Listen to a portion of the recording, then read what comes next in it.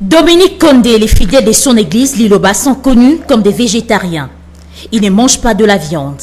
Avec une telle réputation, c'est facile de croire qu'il en a aversion les animaux. Ce n'est pourtant pas le cas. En dépit de son agenda pour le moins chargé, il a tout de même un temps pour se détendre avec ses chats et ses deux chats, Nounou et Bobby. Entre les mains du prophète, ces espèces animales ne se regardent pas en chien de faïence. Ça c'est Bobby. Dominique Condé est aussi connu pour le jus de pétrole, un breuvage qui suscite pas mal de controverses. Mais selon le prophète, il a reçu cette révélation depuis 1992. Et depuis cette année, il en prend lui-même, matin et soir. Une potion, pas du tout mortelle. Donne beaucoup de solutions dans beaucoup de maux, beaucoup de maladies. Cette petite quantité qu'on a mis 2 cuillères le matin, 2 cuillères le soir, c'est ce qu'on a toujours cru que ça crée des problèmes, ça tue les gens, ça empoisonne les gens. Quand je vois ici en Afrique, nos conducteurs, les chauffeurs, quand ils prennent du carburant, de l'essence dans leur véhicule, ils tirent de la bouche comme cela. Ils ont souvent, il y a de fois, gurgité quelques gorgées de l'essence. Ça, c'est pas de l'essence, c'est le pétrole. Quand je prends comme cela, ça va créer des problèmes. Et pourquoi ça ne me crée pas de problèmes depuis que j'ai commencé à prendre cela? C'est Dieu qui m'a montré cela en rêve. Et je n'ai jamais fait de la publicité pour cela. Mais pourquoi les gens viennent nombreux? Parce que ceux qui ont pris cela, ils sont allés contacter le leur, qui sont malades là dehors. Moi, je n'ai jamais fait de la publicité. Même quand je fais le plein du stade, je n'appelle pas aux gens à la télé, ni banderole, ni affiche, ni pub. L'œuvre de Dominique Condé a traversé les frontières. Même en Europe, des vies sont touchées, à l'instar de cette femme autrefois déclarée stérile. Au contact de l'église Liloba, elle a conçu et mis au monde une fillette âgée présentement de 2 ans. Au fil du temps, j'ai senti vraiment que je devenais fidèle de cette église. Je me suis sentie de plus en plus à l'aise et j'ai eu besoin, et c'était nécessaire de passer par là, de rencontrer le prophète. Donc j'ai pu le voir, échanger avec lui par rapport à ma vie, à ce qui se passait, à cette annonce que j'avais fait à mon mari que je ne pourrais jamais être enceinte. Et lui, il m'a vraiment rassurée par la parole. Il m'a dit qu'il n'y aurait pas de problème, que je mettrais au monde, que j'aurais des enfants, que je pourrais vraiment fonder une famille. Et là, j'ai vraiment retrouvé le courage et la foi. Le prophète Condé est aussi un philanthrope. L'éruption du volcan Nyiragongo à Goma au Nord Kivu ne l'a pas laissé indifférent. Répondant au message de solidarité nationale lancé par le chef de l'État, il a justement organisé une campagne de solidarité dans son église. Nous sommes en train de compatir au malheur de nos confrères qui souffrent là au niveau de Goma. Ça nous touche au cœur. Ça fait mal de vivre. Ceux qui sont en train de vivre, c'est difficile pour supporter ces dilemmes qu'ils sont en train de vivre pour le moment, mais nous sommes en train de compatir à leur malheur pour qu'on puisse leur envoyer un fils, un petit rien, qui puisse aussi vivre tranquillement et dans la paix. Mon fils, un petit geste, ça suffit.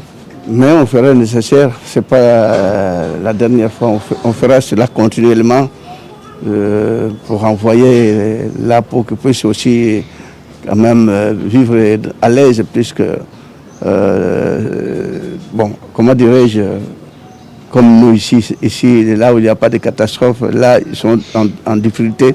Comme ils sont en difficulté, nous devons aussi les aider. Des œuvres comme celle-ci prouvent à suffisance que Dominique Condé n'est donc pas un fripon. Sinon, je ne devrais pas le créer. Sinon, je pourrais dire que ce n'est que le jus qui doit être dans cette église, mais on a des centres, 3 centres médicaux qui sont là.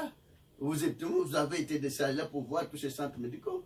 J'ai créé des écoles, nous en avons, bien que faute de moyens, sinon je devrais construire beaucoup de centres médicaux presque partout dans chaque quartier parce qu'il y a beaucoup de fidèles. Je n'ai jamais clochardisé les fidèles de l'église de Lobalanzam. Ils sont des intellectuels. Il y a des licenciés, ils sont là. Des docteurs en droit, ils sont là. Il y a des, comment dirais-je encore, toutes couches, ils sont là. Toutes couches, ils sont là. Est-ce qu'ils sont des bourgis pour ne pas me dire que prophète, vous êtes en train de clochardisé, non. Qu'on ne puisse pas traiter quelqu'un qui essaie de faire du bien aux gens, mais on doit les décourager. Alors je vois qu'on cherche à me décourager, soit pour qu'on puisse chercher à me créer des problèmes qui peuvent m'amener à la mort. Si on en veut ma vie, qu'on vient me prendre, si on pourra me jeter en prison, mais je n'ai pas fait de problème aux gens, étant donné que moi je suis là, rien que j'essaie de faire de mon mieux possible pour essayer de prodiguer des conseils à mes confrères qui sont en train de souffrir. Parce qu'il y a beaucoup de gens qui sont en train de souffrir dans notre pays. Tant de pauvres. Mais c'est un pays pauvre. Mais on dit que moi je me suis enrichi. Et je ne demande jamais l'argent. Dans cette église, ceux qui sont venus au stade, ceux qui viennent tout le temps au stade. Mais si je demandais l'argent, je pourrais commencer dans ce stade avec l'appel de fonds. Nos confrères pasteurs, ils créent des appels de fonds. On commence par $1000. Il y a d'autres, on m'a dit tout de suite là, il y a d'autres qui appellent les appels de fonds. On commence par $100 000, et 90 000, 80, 70 000. Mais moi, au coron, je ne demande rien. Même ceux qui viennent là, j'exige pas qu'on puisse m'amener l'argent. J'exige qu'on puisse avoir l'amour, qu'on puisse s'aimer les uns les autres.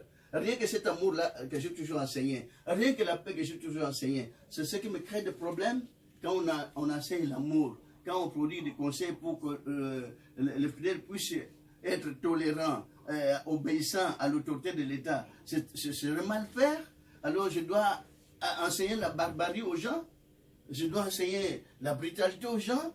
Je sais partout où il y a l'église d'enseigner qu'on ait la paix, qu'on ait la tranquillité, qu'on ait l'amour, qu'on puisse s'aimer les uns les autres. Voilà ce que j'ai comme enseignement. Mais pourquoi on n'accepte même pas?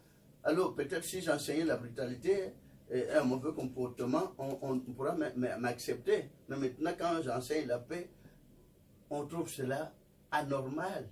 Alors c'est dommage pour moi. C'est dommage. C'est une situation déplorable. Suis-je en train... Bon, c'est pas... Je demande qu'à mon Dieu qu'il puisse me protéger, sinon les hommes ne pourront même pas me croire. Même si je suis en train de parler comme ça, on ne me croira jamais parce qu'on a déjà fait sortir un mauvais